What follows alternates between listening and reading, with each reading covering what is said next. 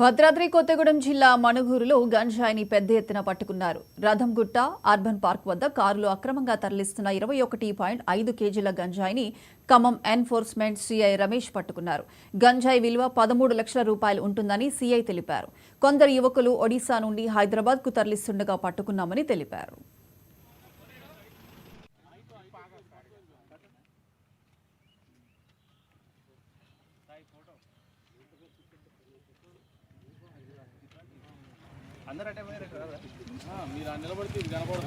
కొంతమంది వ్యక్తులు ఒడిశా రాష్ట్రం నుంచి భద్రాచలం మణుగూరు మీదుగా హైదరాబాద్కు గంజాయిని అక్రమ రవాణా చేస్తున్నారు కారులో అనే ఇన్ఫర్మేషన్ మేరకు మేము మణుగూరులోని రతన్గుట్ట పార్క్ దగ్గర వాహనాలు తనిఖీ చేస్తుండగా ఒక కారు వచ్చింది.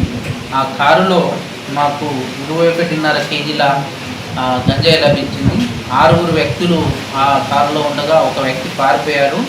5 వ్యక్తులను మేము అరెస్ట్ చేశాము.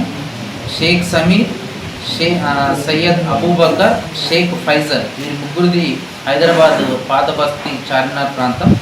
వీళ్ళ ముగ్గురులోకి వెళ్ళి A3 అయిన షేక్ ఫైజల్ పారిపోయారు. షేక్ సమీర్, సయ్యద్ అబూబకర్ను అరెస్ట్ చేయడం జరిగింది.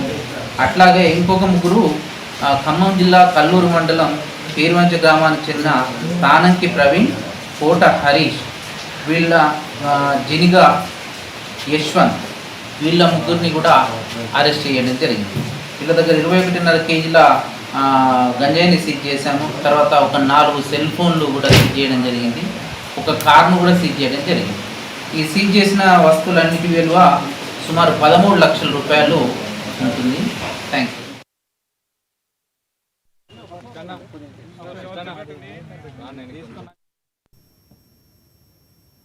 జగిత్యాలలో నడి రోడ్డుపై ట్రాన్స్జెండర్ల మధ్య గొడవ